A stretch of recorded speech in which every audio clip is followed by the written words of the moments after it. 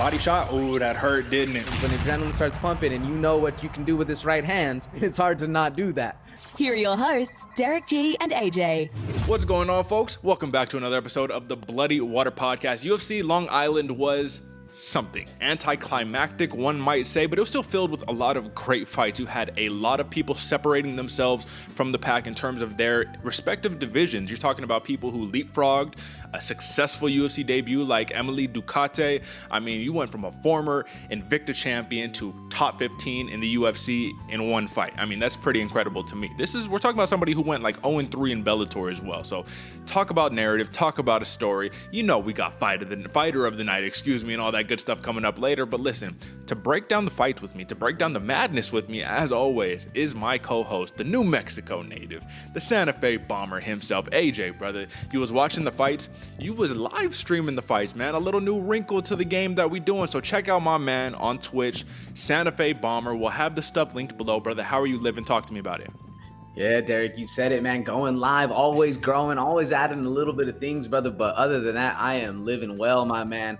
It was a wild night of fights, man. I was telling a little off camera, off mic. Whole roller coaster of emotions, man. From excitement to feeling robbed to then puzzled to then back to more excitement to then just kind of like, what is going on in the world, man? It was a wild night.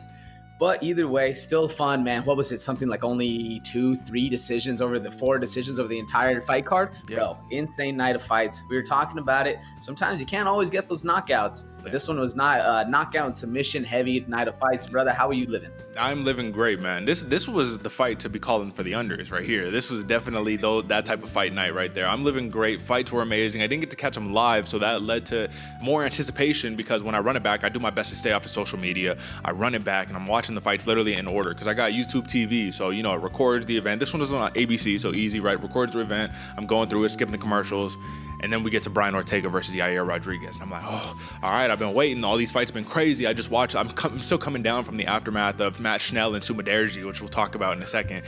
So I'm watching it. 4 minutes into the first round, boom, over. Shoulder dislocation. As soon as they started grappling, I said, my Lord. If I was there, right, if you paid all that money, right, you got good tickets, man. You've been sipping Modelo's all night. You've been spoiled with fights, and then the main event comes. You say, oh, my God, this can't get any better. Mexico versus Mexico here, let's go. And then it ends like that. Do you still feel robbed, AJ? I know you said the roller coaster of emotions, but you have to admit the rest of the fights on that card were pretty damn amazing. So did it make up for it, or do you still feel a sense of, oh man, I need more, give me my money back? I don't know. Definitely don't feel robbed in that fight right there. I kind of feel like that one was cosmic justice. You know what I'm saying? Like from the robbery we'll talk about later, where at least I feel robbed in one of these fights from the judges' decision to choose. But there were so many like good fights back and forth that through that it almost made you forget. And then I didn't really feel. I feel like lost more so in the Brian Ortega fight. Like it was so anticlimactic, so just left us wanting more that felt like it was almost a balance of how well the rest of the night went. So it was one of those ones like I was disappointed, but I was like, well, I mean, the rest of the night was absolutely amazing, so it's not that bad. Yeah, so more or less, made up for it more or less. But at the end of the day, it was a great night of fights. And like I said, a lot of people, they separated themselves from the pack. So what we got here actually was a proving ground. This was a turning point for a lot of these fighters. But like I said, we'll talk about all of that more in 1 second. Let me pull it up. Make it a little bit bigger. AJ, this is where we currently stand. 409 subscribers. Look at that. I mean, that doesn't feel right to me. At least 410. Let's make it an even number. You know what I'm saying? So good folks at home, we appreciate you. We love the support as always. Believe it or not, man, we had like 2 subscribers just, a few years ago. And look at us now, almost at 500. Once again, small army rolling around. 400 people, that's actually a pretty large army, right? Rolling around right behind you. You gotta love it. Let's get up to 410, 420, 450, and 500. That is halfway to our goal of 1,000 subscribers by the end of 2022. You know what time it is. AJ, real fast, we'll talk about it a little bit more at the end. But I do want to just give the people in this introduction portion before we jump straight into the fights, into the, TLDRs and all that good stuff, talk a little bit more about what you're going to be doing for these fights real time, right? We talked about Twitch a little bit earlier. I'm currently developing my own Twitch channel. You're already set up. Santa Fe Bomber, you're streaming, you're playing the games, you're talking about the fights, man. Tell the people a little bit about what you're doing. Exactly, bro. The twitch.tv/Santa Fe Bomber, bro. We over here. So I was telling Derick, a lot of this, man, we do a lot of research back here. You know, we're looking at fights all the time. Literally, my time frame, if I'm not, actually putting in work, my training clients and all that stuff, I'm sitting here on the computer already watching fights. So that's what we're going to be bringing you is fight breakdowns in live time, seeing a little bit in depth, get a little bit behind the scenes of what me and Derick are actually doing, actually looking at and seeing and going. And we give you just a little insider information a little earlier than what's going to happen on the actual show. Obviously, we're not gonna let all the cats out of the bag, but we're gonna be breaking down some fights.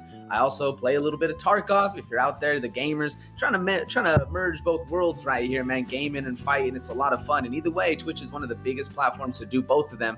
So check it out. Like I said, twitch.tv/Santa Fe Bomber. I'm setting up a little bit more of a dedicated schedule, but either way, we're gonna have fights. We're gonna have a gaming. We're gonna have just chatting sometimes, figuring things out. But either way, it's another form just for you, the viewers, to kind of get a little more inside information and something a little bit different than what else is out there. Because you already know the slogan, man. This is your favorite fighter's favorite fight show. That's right. But that's a little backstage or like a little extra just for you folks that are watching, tuning in. Love to see it. Yes, sir. Man. That's the key right there, is that we're giving you exclusive access. We're giving you a little bit more in-depth into the process, right? So AJ, he already got that stuff covered. Once my stuff is up and running, I'll make a little bit of a formal announcement. But my man he was playing what is that? Tarkov? What is that called, AJ? Yeah, Escape from Tarkov, brother. So it's a first-person shooter looter. Pretty intense, man. Pretty intense. You tuned in for a little bit, and then you saw me got sniped in the head. But that's how it goes, man. It's a very fun game. There's a big community out there of streamers, of gamers who are out there playing. So trying to make a big splash in a very massive pool. So we need all your help, folks, with that small army of 400. Go tune in. Show up. Show what's up. Man, I love rolling in deep. So you already know we're going to be deep in the stream, too. That's right, man. And I'll tell you, when you was playing the game, I guess maybe I'm that out of touch, man. I was like, oh, he playing Call of Duty over here. And I said, what is Tarkov? Anyways, folks, we'll talk about that more later, man. Let's get into a little bit of recap of the action of UFC Long Island. So, AJ, my man, this is actually something that I need to make note of. This, I don't think has ever happened before here, AJ. But, folks, sometimes we say, listen, this counts, right? We have different picks, we have different methodologies, different over-unders, different everything. But if you look at the scoreboard, there was no winner at all. Nobody won in any given circumstance, any segment of the fight. Nobody won. 3-3 money line apiece for me and AJ. 2-4 for the prop bets apiece for me and AJ. 4-2 on the over-unders apiece for me and AJ. So at the end of the day, it's almost like this event never happened. You know what I mean? In terms of our record keeping, in terms of our scoreboard, but we do need to talk about it. Let's talk about what we got right and what we got wrong. AJ, I'm sure after 3 in a row of in the red of wrong picks, he was probably slightly concerned, my man. Talk to me. How are the emotions feeling there? Bro, 3 I'm going off 0-3 to start, bro. I was very stressed out, especially after that Shane Burgos and Charles Jourdain fight. I was like, man, they robbed me. That was mine. Like, I was so worried just about, there's a little competition we got going on, brother. So I was a little concerned about the whole thing. And then the match, Schnell Sumudaerji, you can't be mad at that fight. The fact that I lost that one, I was like, all right, bro, that we all win with that kind of fight. Absolutely. But it came back, man. Like you said, all 3-3. It was kind of a little bit of a wash for the week. Yeah. But that's what I'm saying, where it added more to that. Like, it felt fully cosmic justified. Like, there was a lot of stuff going on. So the fact that I went 0-3 and then came back and won the last 3, it is what it is. But like you said, Derick, I was a little stressed going through those first 3 fights. Yeah, so if you look at it, AJ, he hits on Yair Rodriguez, TKO prop too. My man got it. Should it have been a submission? Maybe, but TKO prop, we'll give it to him. Amanda Lemos and Jingliang. We hit on that underdog pick we were trying to tell you guys all last week. So that's the 3. Miss on the Sumudaerji, Charles Jourdain, and Miesha Tate. Now, as for me, mine was a little touch and go. It was miss, win, right? So I missed on Miesha Tate, missed on Sumudaerji, of course, and then, of course, Brian Ortega with that very anticlimactic main event. But we hit on Shane Burgos, we hit on Jingliang, and we hit on Amanda Lemos. So that moves the total, folks, as you can see on the bottom of the screen. 85-48 for me, 86-47 for AJ. So nothing has changed, more or less, in our race, but it's okay. It's still a 1-point differential, 1 fight differential. But let's talk about some props. 2-4 a pop, man. We both hit on the Jingliang TKO at plus 350. Now, AJ, I kind of feel like that was easy money in terms of it's like stealing candy from a baby. Plus 350 for the Leech, who has half of his wins via knockout, who we said I can't see a decision happening here. Either he knocks him out or he doesn't win. And what happens? He knocks him out. Like, I mean, it's like we almost predicted the future. When you hit on things like that, do you ever just feel yourself a little bit? You're like, ooh, okay, man. Like, I saw it in writing. I saw poetry in motion, and it came to fruition. Talk to me like what you're thinking when you see the outcome. Yeah, man. You hit the nail on the head, man. Especially from how technical that first round was going. We were talking about it on the pre-show. Very technical fight from Salikhov. Come back, and the leech has absolute power, man. And that's exactly what it was. He set him up nice, leads that right cross over the top, ground strikes. It's one of those ones where you're watching it and you're talking. And I was even doing this. Actually, I didn't get this one to stream until later on that night. But I was doing this with the Lauren Murphy fight, which we'll talk about later. All the stuff that we were talking about in the pre-show was happening in the fight. So you do feel a little bit justified. You do saying all these things, but then there's that little part of you that thinks, well, we were saying all this because this fighter's so good at, in Salikhov's case, staying technical. Yeah. Is he going to win the decision? Oh shit. Like, if then it happens, and then the knockout happens, and then you're justified and you feel excited about it. So you do feel a little bit of a way, man. You're proud, but there is that little bit of worry because these fighters are very skilled. Yeah. I mean, for a second, I was like, the Leech isn't going to be able to make this a dogfight. Like, Salikhov's going to be too technical and all that stuff. But yeah, it ended up happening, man. So we'll just kind of finish up this last little recap with, I mean, we told you guys we're going to do better on the props, and this was a tough one to do, man. For the Lemos, for an example, I picked TKO, AJ picked points, and of course, it's the one that's plus 1,200 submission out of nowhere, right? Like, who would have thought that? The Sumudaerji TKO, AJ, you were seconds away from that TKO, to be completely fair with you. I hit on the Burgos points, so that was easy money. Burgos points, Jingliang TKO. We didn't hit on anything else, man, so it's a little unfortunate, but you hit on that Rodriguez TKO, and I feel like that was a little bit of a stroke of luck right there, if we do say so myself. So 2-4 for the props, 3-3 for the money line, and 4-2 for the over and unders. And with that being said, that is your props recap, your betting recap, your wagering recap. We're still cash money, brother. We're still cash money all day long. So tune into the Bloody Water podcast to get your premier wagering analysis, your wagering info, your betting information, and everything that you need. AJ said it earlier, but I think it's important to re-emphasize this.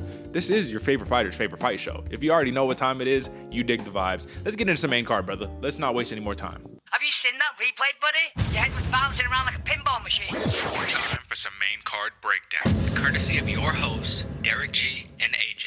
All right, AJ. So some might say that if you have to end a fight due to somebody being injured, a body part being displaced, a joint being manipulated, a joint getting dislocated, that it shouldn't necessarily just be it's over, that's it. The other person should get credit because they did an action that caused the whatever injury, the dislocation. In this situation, it is a shoulder dislocation right here, right?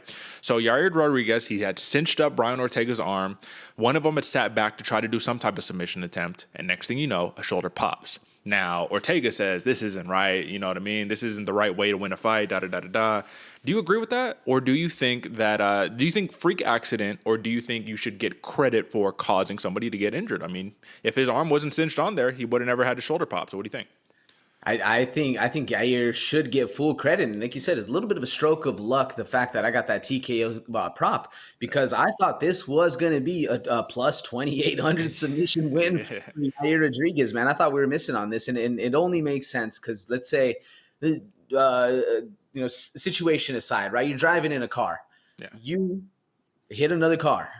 Well, you caused the accident. You are responsible for it, all that stuff. Same thing. If you put yourself in a situation in which, you have an arm locked up and then that guy's arm pops, I mean, sure, it wasn't the classical, straight arm bar you're trying to get it to pop, but it still popped out of place. I feel like you 100% get credit for it, especially since the referee, and in my mind, a TKO, a technical knockout, is when the ref comes in and has to save you, or your corner, throws in the towel, whatever the case may be, where the ref actually has to come and stop it. The ref didn't stop it. The fighter stopped it. Yeah. That usually means submission.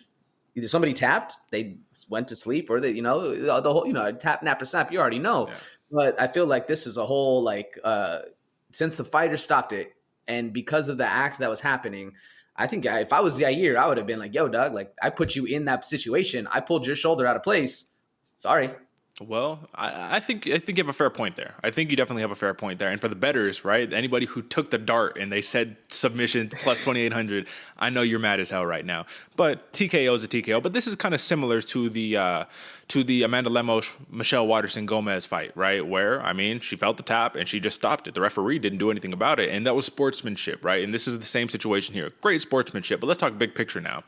We didn't really get to see the fight take place, really, right? But it did seem like Yair was doing the right thing. He was outstriking Ortega on the feet, and Ortega was getting the better of him in the grappling exchanges. Big picture. Does Yair get Volkanovski next after a win like this? Does he need to fight another? I feels like this Yair Rodriguez fights are cursed, right? The Jeremy Stevens eye poke main event. Oh, no contest. Have to fight again. This one, shoulder injury. It's a win. Does he get a title shot with this? I unfortunately do not think so, especially with how much the champ is looking to move up to 155 pounds, man. I think with the star-studded performance, there would have been no denying it. Now it's like, well, did you win? And I think that everybody gets, and yes, I think he won, and I think 100%.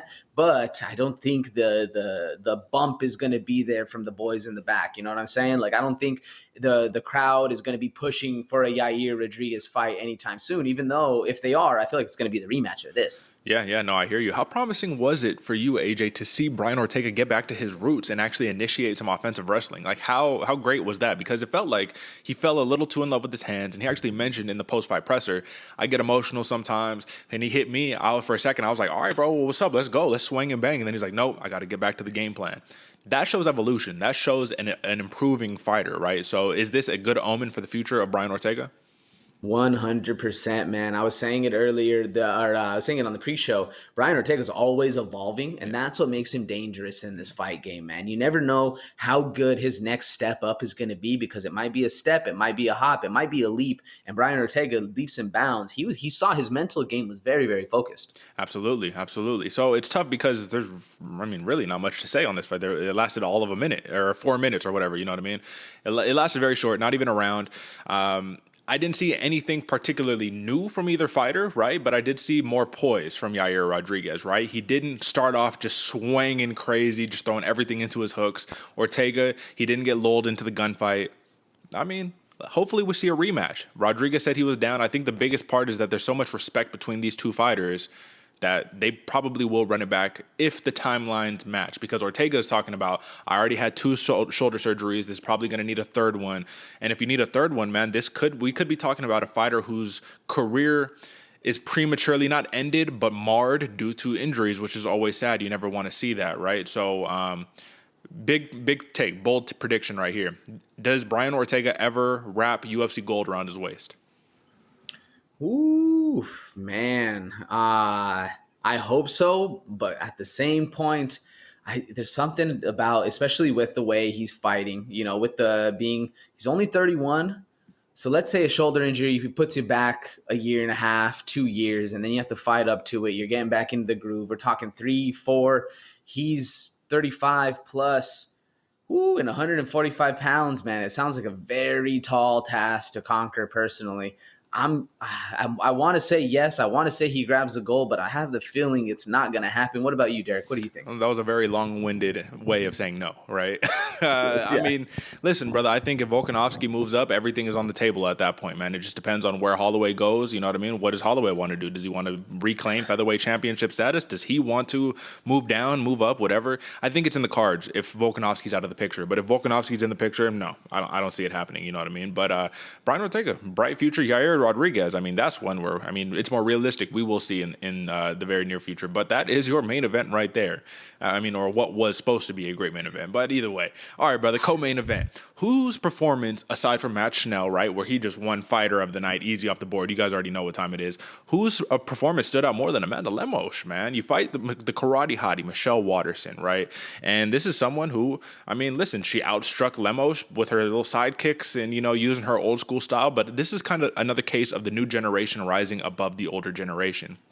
Even though Amanda Lemos is older than Michelle Waterson-Gomez, even though Amanda Lemos is less experienced and all that good stuff, I just think that we saw a passing of a torch here once again. Guillotine choke right here, brother. It was simple. That's all you needed. As soon as it got to the grappling exchanges, for whatever reason, the commentators were talking about this fight in such a way as if Amanda Lemos couldn't grapple. Like, she had no grappling acumen, which I thought was actually kind of crazy. I just felt like with the way that the fight was going, she would have been able to land the knockout. But AJ, I understand it now. I get it. I didn't get it at first. I know why the TKO prop was unreasonable for Amanda Lemos. Michelle Waterson is not, if you look at the other opponents that Amanda Lemos has been fighting, Michelle Waterson is not, I'm just going to stand in front of you and just let you tee off on me. She's constantly moving, constantly out the way. So when you're throwing the big bomb, which Amanda Lemos doesn't put together a lot of combinations, you throw the big bomb and she just slightly roll with it or get out the way, it lends to, all right, well, you're going to try to outpoint me, you're kind of karate style me, and I'm going to have to find a way to isolate your movement. It didn't happen. Were you surprised by the submission, or seeing how the fight was playing out, you're like, okay, that made a lot of sense? Nah, man, unfortunately not surprised at all, because I love Michelle Waterson-Gomez as an actual fighter, man. She's, like you said, elusive, sees the things coming, always moving, stays busy. You're never going to catch her flat-footed, sitting there, throwing haymakers left and right. She uses her brain in the fight game. It's very, very, it is a fan-friendly way of fighting, especially when like you see the technique and the technician behind it, man. But unfortunately, this is kind of what I expected. Once things got going, it seemed like Amanda Lemos was just taking over. Because yeah, sure, the power in the hands wasn't there in that first round. Back and forth, a little more back and forth than I was expecting. As Michelle Waterson is a really good fighter, but then once things got to the ground and you saw the power differential, the way Lemos was rolling, man, it made a lot of sense, and I was kind of not really too surprised. Were you shocked by the situation that unfolded? No, not at all. Like I said, once I started seeing how the fight was kind of playing out and unfolding itself, I was like, okay, you're not going to be able to just sit there and just tee off on her. You're going to have to find a different way. So I was like, oh, that minus 110 decision is looking real juicy right here. But then a lot of people were arguing, well, Waterson-Gomez won the first round with her offensive wrestling. And I was like, well, and really, I guess it depends on how the judges look at it. But Lemos was landing all of the damage. All of the damage was on the side of Lemos. So this was just a big win, man. And with this win, Lemos is back in that top 10 type situation, right? And I just think that she's the dark horse, man. The win or the loss against Andrade, which was somewhat of a moral victory for her, this win over another legend right here, she's just getting catapulted. I just felt like the UFC is giving her the rub a little bit, and she's taking full advantage of it. So all I can say is that I think her style is going to be very successful against a lot of these fighters, except the ones who just focus strictly on the takedowns because of the very tall stance of Lemos. Everything is very up here. I'm just plodding forward, very rooted into the ground. So you know what I mean? But until that happens, man, I think that she's going to make waves and then get herself to a title shot here in the next couple of years. She's 35 years old, so she only has so much time. But that was a huge win by Amanda Lemos. She did get outstruck, though, by 15 strikes, man. So, volume is going to be important, too, because she threw half of the amount of strikes. 35 total strikes. She landed 20. For Waterson-Gomez, 62 thrown, 35 landed, man. So it was a big co-main event, man. But this is another one of those situations where it's like not that much happened, really, at the end of the day. But, I mean, a win is a win, and you have to respect it, right? Now, AJ, we got something to talk about right here, my man. The Leech, Jingliang, hits on that plus 350 TKO prop against Muslim Salikhov. And if you've tuned into this show, then you know that I've been a big proponent of Muslim Salikhov. I've been saying that lower end, like 14, 15, 13 ranked dudes should be fighting this dude because he's a real menace. 38 years old, he's older, but with the way he throws that spinning wheel kick, brother, I mean, you're like, yo, this dude does not fight like a 38-year-old. Until you talk about cardio, because come second round, you're like, ooh, he's slowing down. Like, what happened here? You know what I mean? Like, we haven't really been pushing the pace. The Leech, he's constantly, feinting, moving, jigging, grooving, right? He's doing all of that all the time. So the Leech, he's a tricky dude to be able to get a good read on. And that's something that I thought the commentary team did an excellent job analyzing. They said Salikhov was looking for reads that the Leech just wasn't giving him. So how do you disrupt a technical fighter, AJ? If, in your opinion, if you're the Leech, what did he do to disrupt the technicality of a Muslim Salikhov? Man, I would always say if you're looking to disrupt a technical fighter, man, you got to get on the inside. You got to take him down. You got to do all the stuff that the dude, anytime he's throwing those backwards spinning heel kicks, you jump in on the inside. Don't let him get close to you or don't let him stay at the range. You have to get close to him and attack. And, I mean, the Leech basically, man, handled his business as he said. Like you said, he's always moving and grooving, not giving the opponent the timing in order to actually set that stuff up. And what impressed me most about the Leech was seeing how he saw the strikes coming. You know what I'm saying? Like he saw them come. He's like, nope, I'm good. I'm out of the way here. Like, no worries. I'm just going to keep doing my thing, keep groving, and then start attacking right across the ground and pound strikes, man. The leech looked good. The leech looks really, really good out there, especially at the start of round 2, because that's what I was wondering is how I wanted to see the cardio that Salikhov was going to come out with. And sure enough, you saw a very hefty decline. I'm not going to lie, though, bro. I was a little worried when Salikhov took Jingliang down. I was like, okay, he's going to go to this. I was like, if he does this, it's not that it was outside of the realm of possibility. I knew the takedowns are there. But I was like, okay, he's really just trying to win. That's it. He's not trying to have a great performance. He just wants to win. But then the leech pulls a takedown on Salikhov, and Salikhov couldn't get up. And I was like, whoa. So the leech got a little grappling in him, too. But at the end of the day, that plus 350, it hit that right hand. It's just that's the equalizer. He has the equalizer, that right hand. When he lands it, or that left hook, when he lands it, people just fall. And Muslim Salikhov is no different, man. So round 2, 4 minutes and 38 seconds of the second round. The thing that I thought was the most impressive here, I guess, when I look at it, is that the leech actually outstruck and outthrew Muslim Salikhov. And I was not expecting that, because the big worry in the back of my head when I was reviewing the film study, I said the leech sometimes is a little low on volume. You know what I mean? He gets a little complacent, stares in the mirror a little bit too much. The problem was solved right there. Now, the real question is, you get mauled by Khamzat Chimaev, you get mauled by Neil Magny. Are they going to continue feeding him to these archetype of fighters, these grappling intensive fighters? Because we know when it's stand and bang, he can get it done with the best of them, but you're in the top 15, brother. So how do you see this playing out for the leech?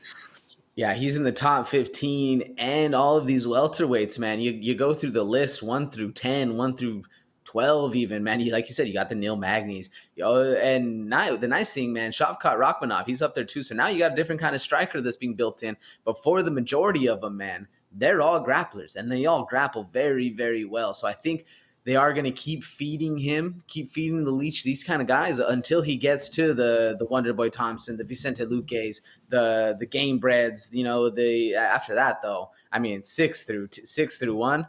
Man, all of those dudes are supreme wrestlers and very, very good on the striking as well, man. Very well-rounded fighters. So I think they're going to have to keep feeding the leech that. There's no other option, really. Yeah, brother. I mean, look at it, bro. Really, just take a look at that. Shavkat at 10. I mean, Leech at 14. You already lost to Magny. I mean, the other fight that I could see happening is a Michael Chiesa, but why would Chiesa want to fight down? Sean Brady. I mean, Sean Brady, he's about to be, he's fighting Bilal, right? You get number 5 here soon. It's just tough, man. It's just tough. I would like to see, I think everybody right now wants a piece of Wonderboy Thompson. They're like, that's the fight. Give me the dude who doesn't wrestle, not one bit. You know what I'm saying? So, listen, do you have any other large takeaway from this win by the Leech, or do you think that this was just overall a classic, typical Li Jingliang fight? Nah, man, just a classic technical Li Jingliang fight. And we saw it with the power, especially when he was setting up that long jab that he likes to throw. That long jab was getting Muslim a little off his timing. And then that big right comes across. Man, I'm always impressed with the power that the Leech held, especially once the fight gets going. After that first round, that adrenaline dump, and then, the second round, the chess match starts. Leech always carries power and always looks really good, man. His movement's very nice. Absolutely. I definitely agree with you. So plus 350 hit one more time by Li Jingliang. All right, AJ. This is fight of the night. This is fighter of the night. This is everything. This is what you want to see in an MMA bout. You know what I mean? This is what you want to see: heart, resilience, toughness, being out and then being back in it. Blood, violence, gore, everything that there is to want in combat sports was in this fight. Now, my question to you here is Matt Schnell, right? We talked about him being chinny. We need to take it back. Everything needs to come back because he showcased a hell of a chin right here, brother. This is a dude who was getting pieced up by Sumudaerji. Elbows, that big left hand coming across the pipe. Literally got rocked and stumbled like 4 times in a row in that second round. And then what happens, man? You get taken down, you get put in this weird spot, you reverse, you get triangled, and you get put to sleep, and you're out for like 2 minutes on the canvas because the referee wasn't quick enough to be able to identify that you were asleep, unconscious. Now, in a typical situation when you're asleep, lift the legs up, shake them out, wake them back up. No, you're left there for dead, And Matt Schnell does what? It says, give me the money, give me the 50K, and he got it, brother. This is my case for round of the year. Not fight of the night, or not fight of the year, round of the year. That round 2 should definitely be in contention for that. Comeback of the year for sure. In a situation like this for Matt Schnell, this is reinvigorating. We said he's going to come into this fight with a chip on his shoulder, right? Especially after his last performance. You're coming in ready to go, you know what I'm saying? He has a lot of submission wins on his record, so it's not surprising to see the plus 950 submission hit, especially when Sumudaerji has lost literally every single one of his fights by submission. So when it comes down to the submission win specifically, AJ, I want your opinion on this. Is this more of, well, Sumudaerji just literally needs to learn how not to get submitted, not to put himself in these spots where you have such a stark deficiency between your grappling and your striking? Or do you say Matt Schnell literally went fight or flight mode? He just knew how to turn it on and knew how to go back to the basics, go to instincts. What do you think? I think it's more the latter, man. More of Matt Schnell had to go fight or flight mode. We were watching this one as I was driving to work, man, and I was freaking out with the fact that Matt Schnell probably isn't going to remember this fight. He's going to wake up at the back saying what happened, and then his team's gonna have to show him. And it was really more of a man that just went autopilot and had to win the fight how he had to win the fight. Because if you watch it, the referee in there when Sumudaerji's on top, or excuse me, on bottom, and Matt Schnell is just dropping elbows left and right, the referee tells Sumudaerji, hey man, you need to fight back. And what does he do? Flips a position. So then Matt Schnell probably still out, probably, just autopilot mode, just went into what he knows best. Sure, let's get it going. Let's get the grappling going. Ends up, man, very beautiful triangle choke. Like you said, put somebody to sleep for 2 minutes. He was out. Sumudaerji was out. Yeah. Otherwise, though, aside from that massive comeback, I mean, Sumudaerji did everything we said he was going to do. Everything, man. He was this close away from the TKO. So I was just like, man, that plus 110 TKO on the money right there. Everybody knew what they were talking about. He was longer. He was able to hit Schnell, and Schnell wasn't able to return fire. It was a masterclass of a performance until it wasn't, and that's the sport of mixed martial arts right there. So my question to you is, this was a big win by Matt Schnell, of course, but did Sumudaerji really lose here? Like, obviously he lost the fight. That's not what I'm trying to say. I'm saying career stock. Did he lose? No, man, I think his stock rised as well. This was the most exciting 4 minutes and 24 seconds in sports, man. Yeah. Sure, but besides the nut kick that happened like 30 seconds in, take that out. So it's just the most exciting 4 minutes in sports, man, because this both of their stocks rise. Yeah. Both of them showed that they have massive heart. And the only thing I was upset about is why Sumudaerji didn't throw a left head kick. When Matt Schnell is just stumbling around, he decided to keep going for the right elbows. When all I was thinking, man, I was screaming, head kick, just throw that damn head kick. And he would have put him to sleep. But no, that's how it goes. But that's funny that you say that, because great minds think alike. I was literally screaming that the whole time. I was like, man, you keep spamming that shot. He's not going to see it coming. Throw that leg over the top and then finish it. But, sometimes they see something a little bit different than we see. You know what I mean? It's easy to talk about it when we're, armchair quarterbacking, right? Monday morning armchair quarterback. But I think Matt Schnell, this is going to be that win for him that is going to just propel him. Now, obviously, don't get me wrong. This was a fight he was losing until he won, right? So I think this is just going to invigorate him and show him that he said it. He was like, listen, man, yeah, he was very close to having me out, but I got that dog in me. And I was like, you know what? You sure do, Matt Schnell. Bravo, because photo of the year, I don't even got the photo up, but if you guys go just search up Matt Schnell, versus Sumudaerji, you'll see it.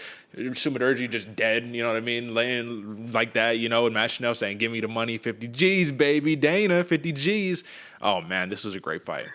And what we thought was going to be the fight of the night, in all honesty, ended up not being so, man. Shane Burgos versus Charles Jourdain. And I'll tell you what, even though Shane Burgos hit on the plus 185 decision prop, even though Shane Burgos had to showcase a little more of his well-rounded repertoire as a mixed martial artist, I think that he lost a little bit of stock here. Don't get me wrong. The reason why he lost stock is because Charles Jourdain is not a ranked fighter. But if you know MMA, you know Charles Jourdain, and ranked doesn't even need to be in the same picture because he's such a great fighter. And he displayed it, especially in that third round.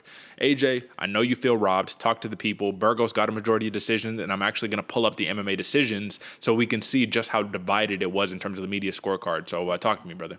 Well, this is the moment I've been waiting for, Derick. I didn't even look at the media decisions because I knew this segment of the show was coming, and I wanted to see it with you fine folks. I wanted to experience it like this, man, because I genuinely thought Charles Jourdain won round 1 and round 3, especially with how the end of round 3 happened, where literally he's piecing Shane Burgos up for all of 4.5 minutes, or maybe about 4 minutes or so. And then Shane Burgos decides just to hold some hips and hang out for a little bit. And then you have Charles Jourdain like saying like, come on, like, is this what's happening? And we always go back to the thing like, yeah, it is what's happening. What are you going to do about it? You're going to shout and cry and say, please stop. Or are you going to actually get the guy off of you and keep the fight going like you should? A little, both people are at fault here, you know, like as much as we say it was a boring or like a interesting way to win a fight by Shane Burgos, Charles Jourdain also didn't get him off him. So, you know, like I said, I do feel robbed, but if you're looking, pretty even split. I mean, listen, brother. So it looks like if I'm just counting it up, 2, 4, 6, 8, 9, 2, 4, 6, 8. So Jourdain, he gets a one more in edge, 9-8 in terms of the consensus media scorecards, and one draw down the middle, 28-28. This is where it gets weird, brothers, when we actually look at the scorecard. So the sole judge that awarded Shane Burgos a 10-8 round in that second round, which was all control time for Shane Burgos, did not award Charles Jourdain a 10-8 in round 3, where Charles Jourdain was kind of beating the brakes off of Shane Burgos with nothing in response. So my question to you, AJ, is do you think that 10-8 right there, I mean, do you think that it's just uncalled for? You know, it's like you want judges to use more 10-8s, and then something like this happens, and you're like, you had to give them the 10-8. So what do you think? Fair or foul? I think unjustified 10-8. Or if there's going to be a 10-8 any round, or if there's a 10-8 in round 2, there is definitely a 10-8 in round 3 on the other side. Because in my mind, a 10-8, you're sitting there, the judge, you all but finish your opponent. And one of the best 10-8 rounds that comes to my mind was Sean O'Malley versus Chris Moutinho, thank you, where he's piecing him at the entire time. And if it wasn't for the referee giving him the buzzer, that's a 10-8 round. You know what I'm saying? Like that right there is what it is to me. And that's round 3 for Charles Jourdain, man. He's piecing him up all until those last 45 seconds where Shane Burgos gets to the hips and hangs out for dear life. Well, if you look at it, man, I mean, 84 strikes compared to 26 strikes in that third round, man. It was just an onslaught by Charles Jourdain. But the question, I think, really comes in, forget the numbers, forget all of that. That output that Jourdain put out in that third round, where was that in? I mean, obviously round 2 you get taken down, so you can't put it out. But like if you would have started out like that just nonstop, I think he could have potentially finished the Shane Burgos, because the speed was on the side of Charles Jourdain all day. You know what I mean? It's tough. Yeah, the speed was on the side of Charles Jourdain. The technical prowess, all the stand-up was all Jourdain. And it was interesting because it was like, damn, when it came to the grappling, that's when Burgos thrived. But to be fair, Burgos did have Charles Jourdain in that body triangle for a long, long time, man. And due to experience, I will let you know, you will gas your legs out. You will have nothing left. Squeezing on his chin, trying to get that rear naked choke. You're gassing everything out. So now it's round 3, and Jourdain's still fresh because he was just getting hugged on, you know what I mean? He was just getting that body lock put on him. His legs are still fresh. You don't have as much to give. So I understand, and you can't knock Shane Burgos for doing the right thing. This is mixed martial arts. This is not kickboxing, right? So we make that argument all the time. He did the right thing, man. He won the fight, according to the judges, right? But it was very close. It was very contested. I just think that at the end of the day, it's tough. You need to get outstruck in a totality for the fight, man. I'll pull it up one more time. Look at this. 113-42, and you won the fight. It's kind of crazy, right? You know what I mean? When you really like break it down like that. Yeah, kind of crazy. This is one of those fights that a win is a win, but I don't think Shane Burgos made many fans from this win, nor did he impress the brass of the UFC. Even though, he got paid 2 checks. Shit. Can't hate on 2 checks. And he was fair about his performance. He said, I didn't like this performance. You know what I mean? So the team, Tiger Schulman, fighter, I think he'll get back to good form in his next one out. But this was the last fight on his contract as well. So that's got to sting a little bit too, So hopefully you get the fight contract renewed, and then you make another surge in that top 15, man. But this just goes to show, I think that a real winner here, Charles Jourdain, man. Everybody knows he can hang with the big boys, the top 15. That's what's important. So even though he lost, even though his record now moves to 13-5-1, listen, man, the future has never been brighter for Charles Jourdain. Now, AJ, let's talk about this last one. Y'all must have forgot. I think that is the definition of this fight. Lauren Murphy, man, I think this is what happened. I honestly think this is what happened. We saw a couple split decisions in her run to the title shot against Valentina. Valentina just decimates her. And then when you lose to such a great fighter like Valentina, you say, oh, maybe she wasn't even the real deal at all.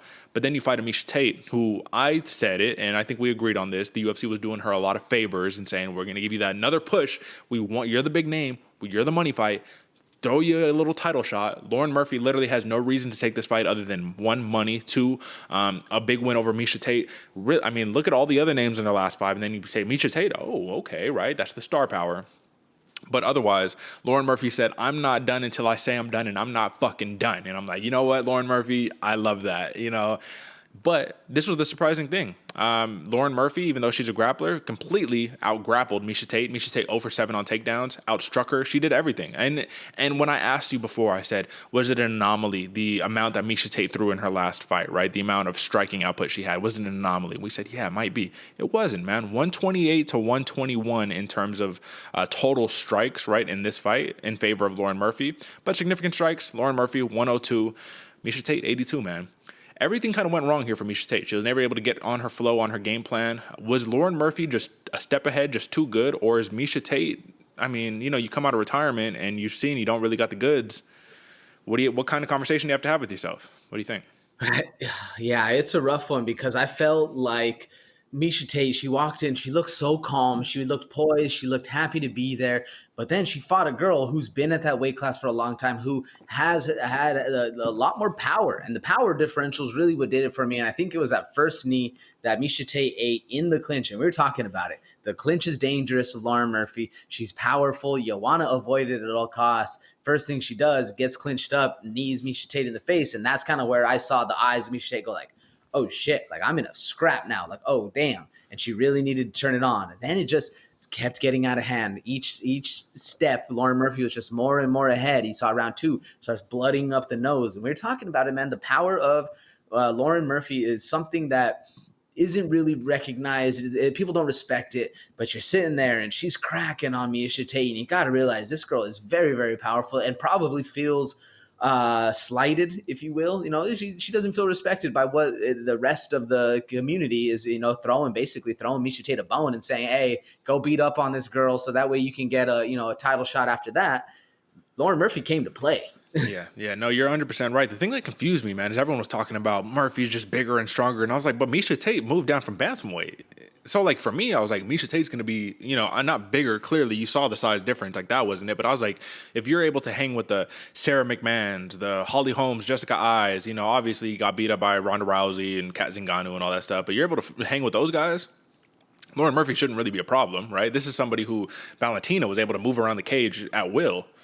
That was the thing that just kind of threw me off. So it just made me wonder, man. Miesha, they're both a little bit, you know, on the older end. They're on the not so pretty side of the 30s, right? So this is just a masterclass of a win by Lauren Murphy. She never looked better, in my opinion, and a staple win over Miesha Tate, man. It's beautiful, man. So that was a large win.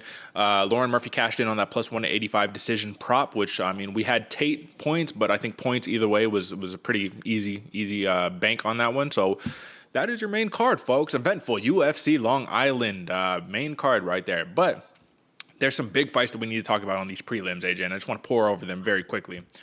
So let's talk about, you know, and I'll actually just pull up the screen and we'll just talk about it real quick.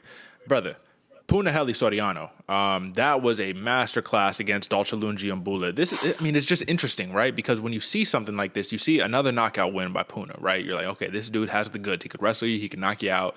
Dalcha was giving him a little bit of issues. Dalcha's a big monster at 185, man. He's a big man. But it did seem like there was some type of rib injury that Dalcha kind of suffered a little bit. Puna was able to put it on him, and he got the job done, and he looked fired up and ready to go, my man. I mean, the only person who's really been able to give Puna issues as of late has been, let's see, Nick Maximov. He lost that split decision, right? Brendan Allen, right? So these grapplers, but he's a great wrestler himself. He's able to basically knock it just about everybody else out, man. Where do you think we're going for Punahele Soriano here? 9-2 in his MMA career.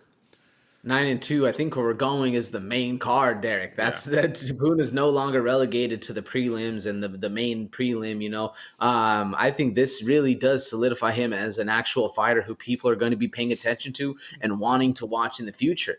Because, man, you saw Dalcha. I mean, Dalcha Lungiambula was holding Puna up against the fence. He was controlling. He was doing all the right things.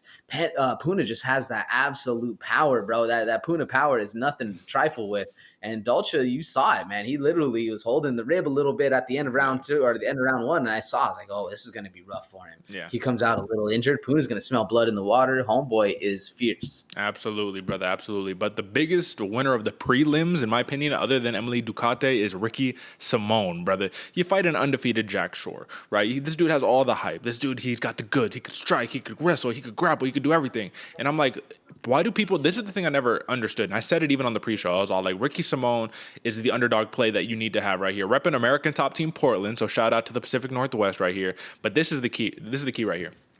He fights a Sun Sao.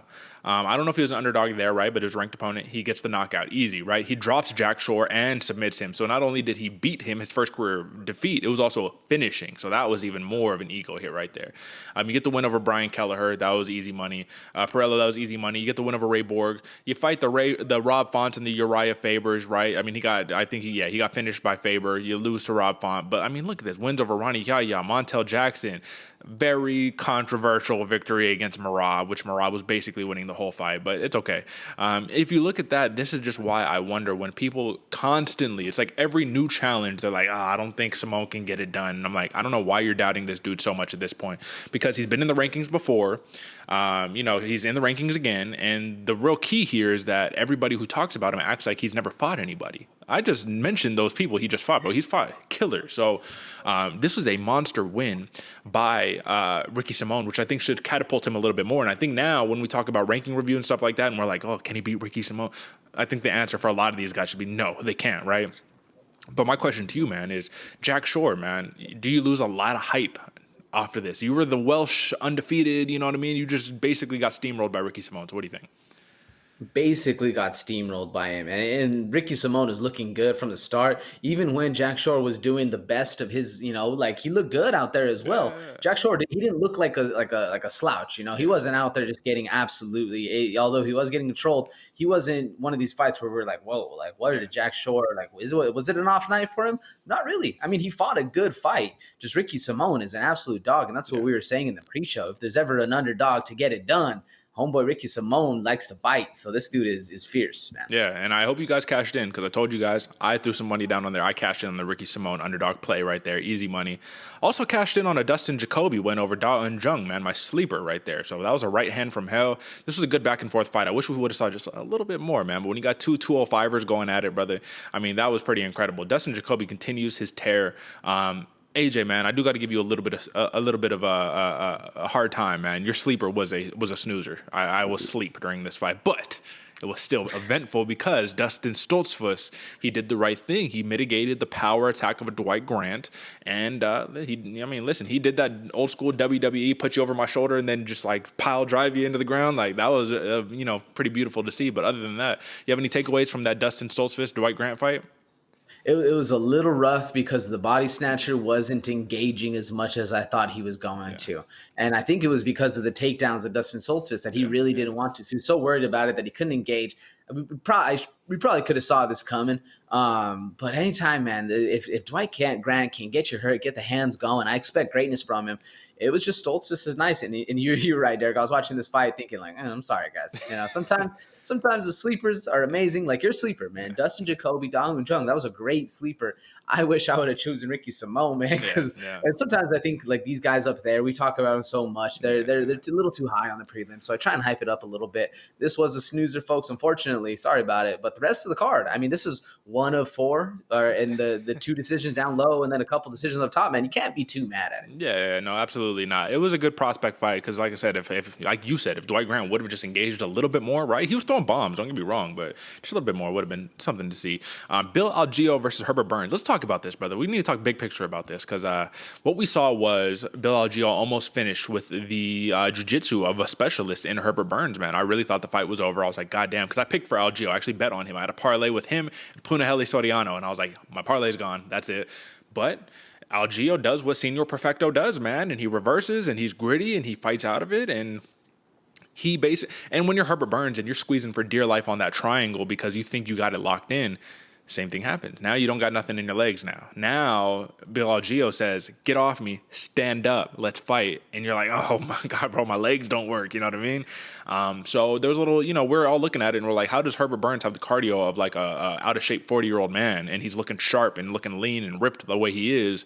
Gilbert Burns screaming at him, telling him to go, telling him he needs to fight. When you have to convince your fighter they need to fight the next round, that's not a good omen. Right. And that's kind of what happened here. So Herbert Burns comes out in the second round, and I don't want to put something on somebody who I don't know what was there, because being in the cage is different from watching somebody be in the cage. But it looked like he kind of just said, I'm tired, man. I don't want to fight anymore. However, there was also, he got carried out by his brother, right? Literally, Gilbert Burns carried him out. A lot of people are saying that he could have potentially injured his knee again. My question to you is, knee injury, you just kind of quit out of exhaustion, or you quit out of exhaustion and you blame it on a knee injury because it looks good. Just like, when you remember, I don't know if you remember old school NBA Paul Pierce, man. He was acting like he was injured, got wheelchaired, but really like he shit himself or something like that. You know what I mean? So it's like, sometimes like, oh no, I'm injured, bro. Like, I don't know, so talk to me. What do you think, bro? Oh man, on the optics, it doesn't look good, man, because it looks like somebody who's quitting, somebody who's realizing probably the biggest fear that everybody that has ever stepped inside a cage or a fighting ring of any sort, your biggest fear is not being able to put your hands up and defend yourself and stop somebody from attacking you. And I feel like that's kind of what hit Herbert Burns about the end of round one. And he's like, oh shit, like I can't go out there, guys. Like I literally, like my legs are jelly. If I stand up with this dude, he's gonna put me to sleep. I can't wrestle him anymore. He's on another level. Like I think it was a lot of anxiety, a lot of fear that was all coming to play at one moment.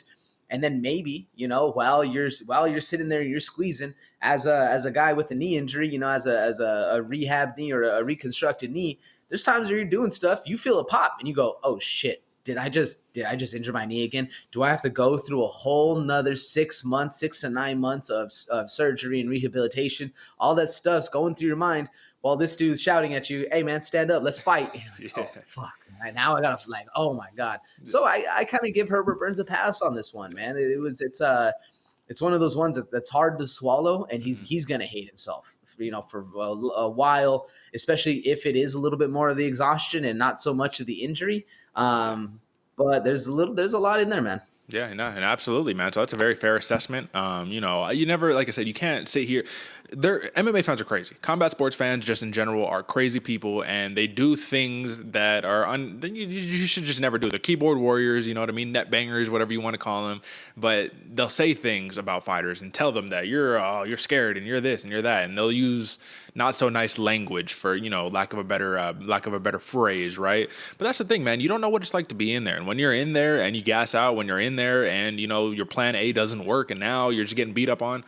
It's difficult for anybody, man. So you always have to give respect to the fighters, and all respect to Biagio and Herbert Burns, man, because it was interesting while it lasted, man. I have just never seen that really before, or I've rarely seen it, a TKO just simply from exhaustion. But all right, AJ. Lastly, Emily Ducote versus Emily Ducote versus Jessica Penne, man, and this is a tough one because I said, okay, Ducote, she is a former Invicta champion. She didn't have a good run in Bellator, but she's stringing together some nice wins. Jessica Penne, veteran, right? Having a tough time in the UFC thus far, but the grappling is the thing that gets the job done for her.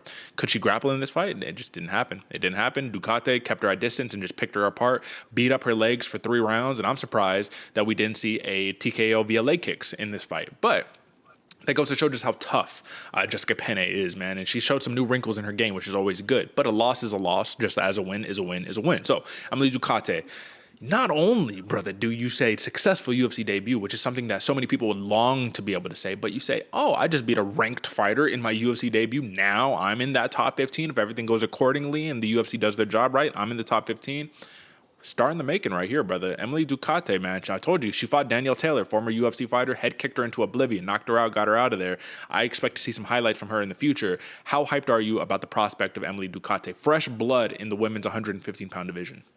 fresh blood and very promising blood, Derick. Super excited for Ducote. It's crazy when the shorter fighter with a smaller reach is able to keep the longer fighter at bay and nonetheless hurt her and visibly hurt somebody to where they're jumping around like, oh shit, like, oh, that one hurt. And then it keeps going. And then Emily Ducote stays focused, doesn't see red, doesn't get in the emotions, doesn't feel the pressure of all those lights and think, oh shit, I got to rush in for a knockout, because she knows how dangerous Jessica Penne is in the grappling.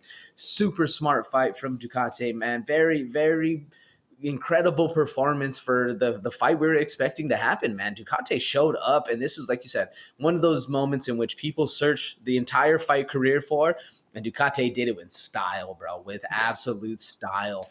And grace too. She handled the win just as much as you would expect somebody to. She's not rubbing it in. She's not saying this up. She gave Penne the praise because she is, excuse me, she is very strong and very resilient in that. Where Jessica Penne didn't quit at all. For most people, man, you kick them in the shin like that enough, or the calf enough where it's getting purple and they're starting to see that. Like that, most people can say, "Nah, I'm good." I'm good. Yeah. No, I'm with you, brother. So listen, huge win by Emily Ducote, and that goes to show that was fight number 1 of the prelims right there. So that goes to show, look at how many great fights he had on the prelims. Then you had the main card, and arguably some of these prelim fights were more exciting than that main event that we got, the anticlimactic main event. So that's the whole point, the whole entire card. When you go out to New York, when you have your card showcase on ABC, you bring it, man. You bring it. Everybody who really, I mean, look at how many finishes there were, man. If you really break it down, there was finishes, but performance bonuses as well. There was like 7 or 8 performance bonuses. So goes to show, man. People definitely came out, man. AJ, brother,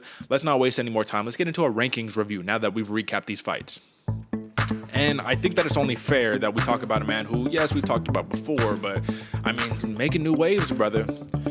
We need to see what my man is capable of. And we're going to take a dive into the men's bantamweight division, headlined by Aljamain Funkmaster Sterling. And we're talking about this dude right here, number 13th, Ricky Simón. So you got the win over a Jack Shore, who was ranked number 14. So that's what is even more promising. Yeah, it was a dude who was beneath you in the rankings. But like I said, undefeated, all the hype. You know what I mean? This was a dude who was kind of the boogeyman working his way up the rankings. We're talking about Jack Shore, man. Can he beat a Sean O'Malley? Can he beat a Pedro Munoz? Can he beat these guys? Ricky Simón is at 13. I think now we see a very, very likely opportunity to jump into that top 10, especially with something we're going to talk about on the Word on the Street, which is Frankie Edgar says he wants one more fight. He's asking for just one more fight, and he wants to fight at MSG in New York against whoever the UFC lines him up against. Why not Ricky Simón versus Frankie Edgar? Is that not tailor-made, wrestler versus wrestler? You know, you have the striking in your back pocket, but it's not like it's some crazy mismatch. You know what I mean? Do you see that as something that we could see in the future? I see it as a like you said, a style kind of thing right here. Styles make fights, and this would be a very entertaining fight. I still don't know if Ricky Simón has the media draw, but I think he could after this fight, man. You take somebody's O like that, you take it in style. I think Ricky Simón is finally getting the recognition he deserves. I would like to see that fight. I think it'd be an entertaining one to watch. Ricky Simón in Madison MSG too would be very entertaining fight, especially with Frankie Edgar. Absolutely. But the question now becomes Ricky Simón, man. Let's really talk about it. Let's really break it down. If he fights a number 10 ranked Song Yadong, you think he can get that job done?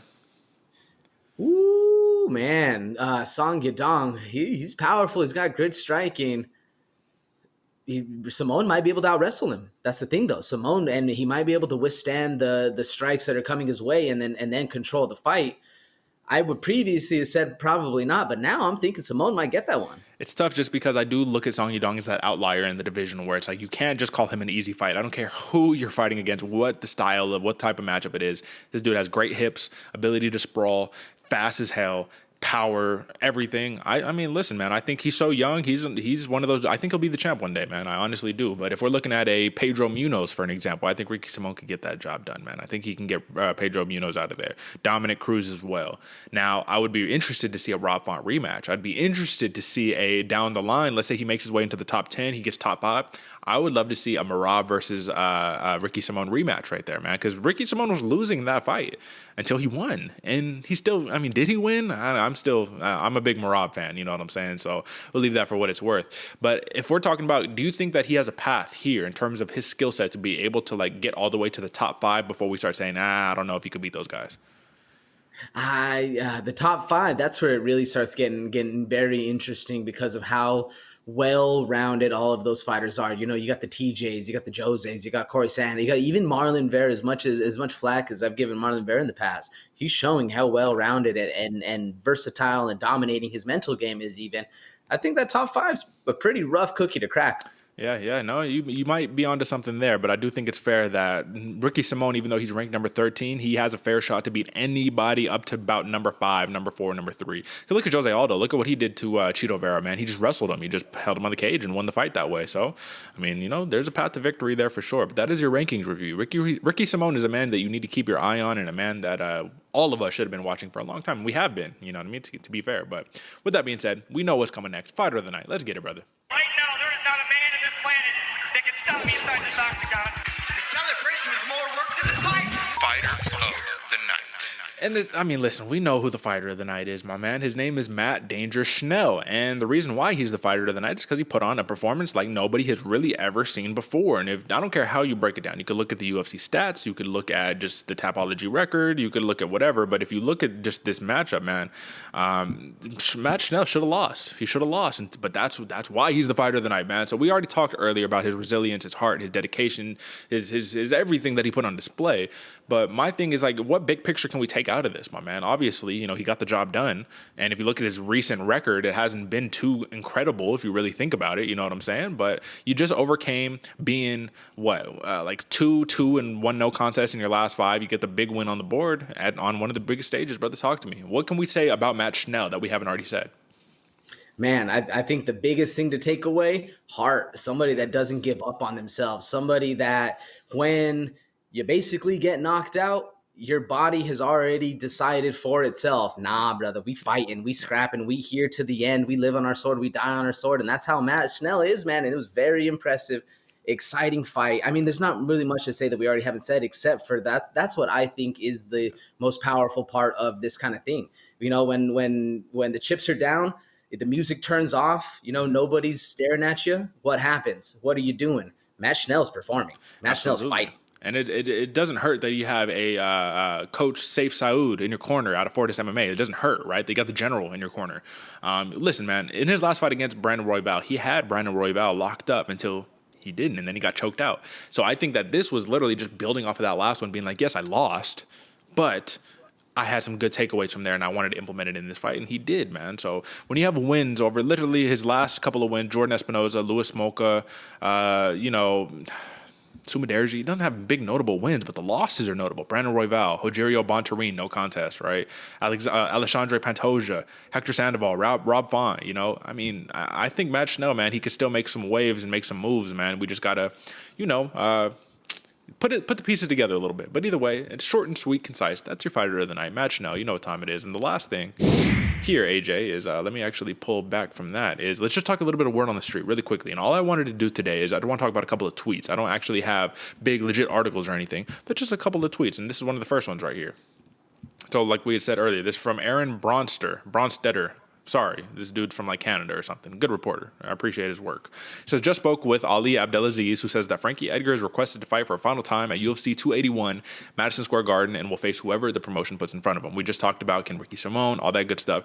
If this is true, if the UFC grants him his wish because he's a former champion, he's a legend of the game, this will be the end of the Frankie Edgar story, right? Once again, you were seeing it in real time. The old breed is passing the torch. They are hanging it up, and the new breed is moving forward and storming taking the UFC by storm.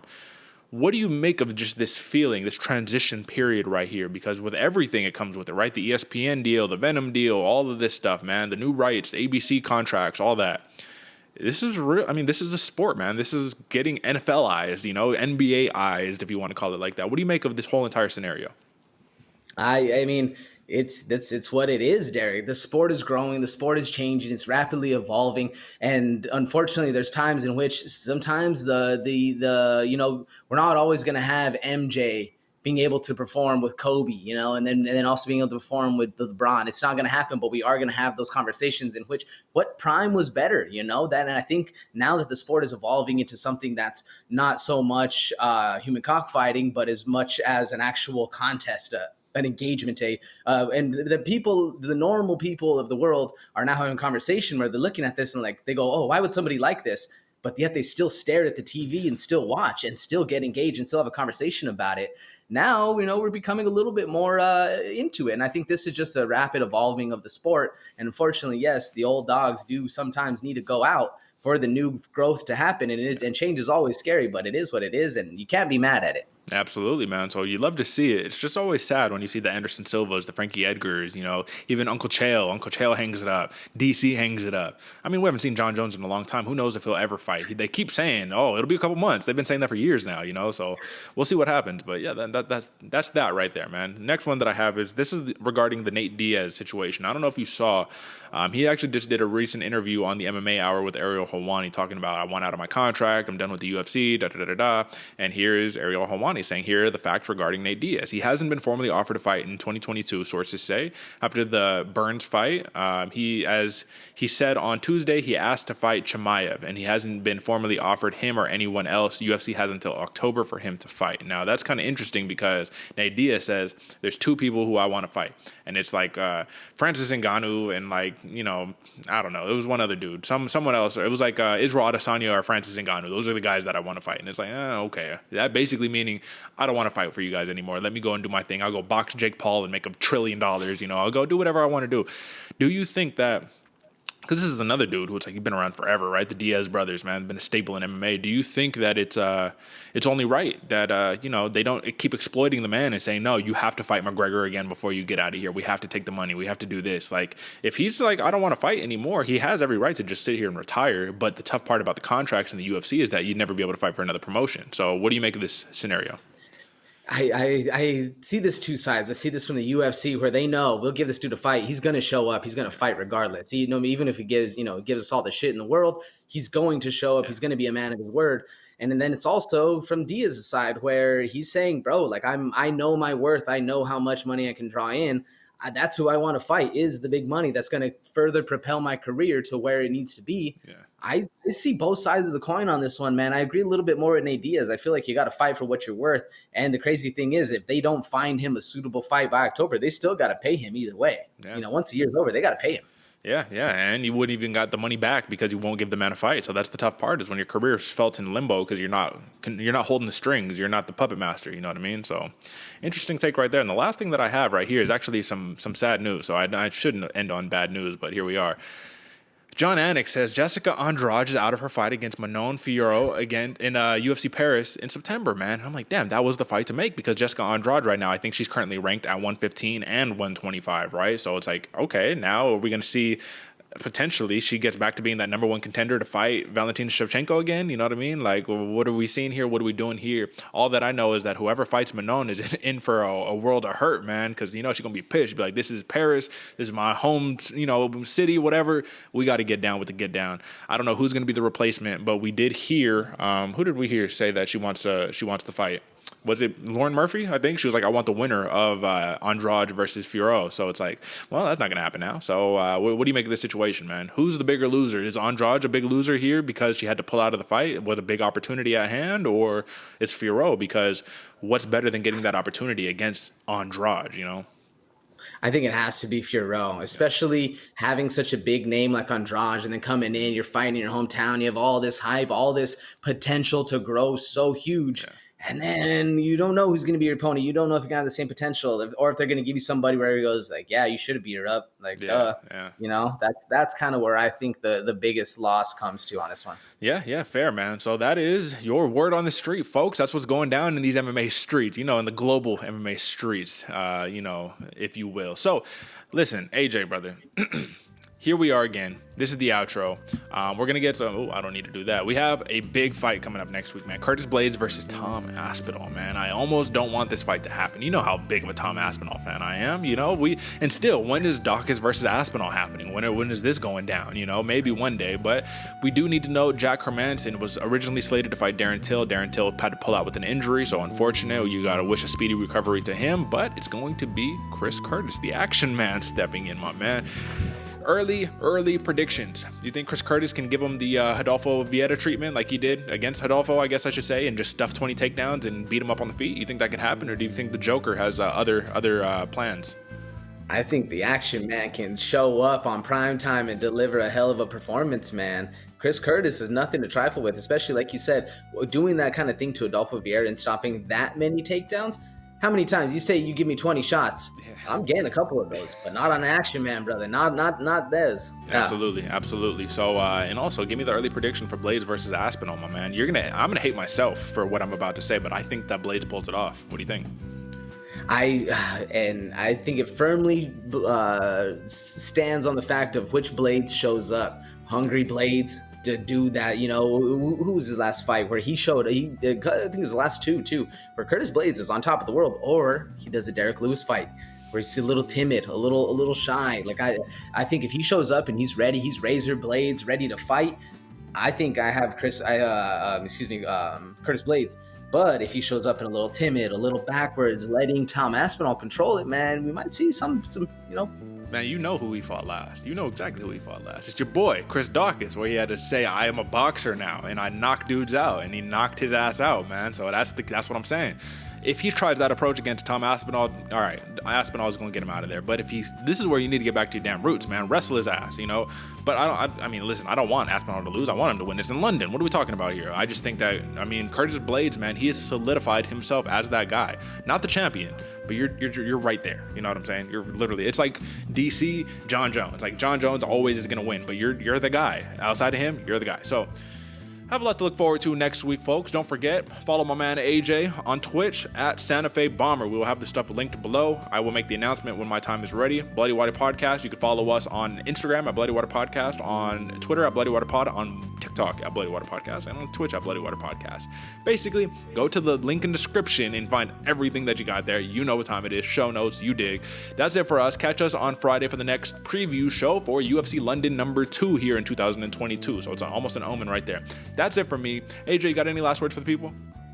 Man, if you made it this long, you already know we love and appreciate all the support. Get us up to 450. Come on, man. It's 409 right now. Send the show to your friends. And you already know, Derick said it. We're going to be here on Friday for the post show. But if you want to get the inside action, you want to get a little inside scoop, twitch.tv/Santa Fe Bomber. I'll be streaming there all this rest of this week, showing you the fight, showing you the breakdown, even getting a little bit of gameplay in there. So if you like both sides of the coin, you already know where to find it at. But other than that, man, it's been a fun show. I'm excited for next week. It's going to be a banger out in London. But what's the one thing they eat? Bangers and mash? It's going to be bangers. Hopefully not too much mash, but it's going to be a lot of fun, man. That's right. And look at us, man. We versatile now. We getting it on all aspects. We started off, man, I was looking back real fast. I'm gonna end it after this, but I was looking back and at like the first video that we did, man, and I was just like, look at how we would just Skype. We set up the laptop and just in the bedroom, just like, all right, what's up, you know? And look at us now, man, doing the Twitch, doing the streaming here, multimedia production all the way. You got to see it, and this is just the start, folks. We've only been doing this for a couple years. Give us a little bit more time. You know what time it is. That's it for us. Until next time, folks. Peace.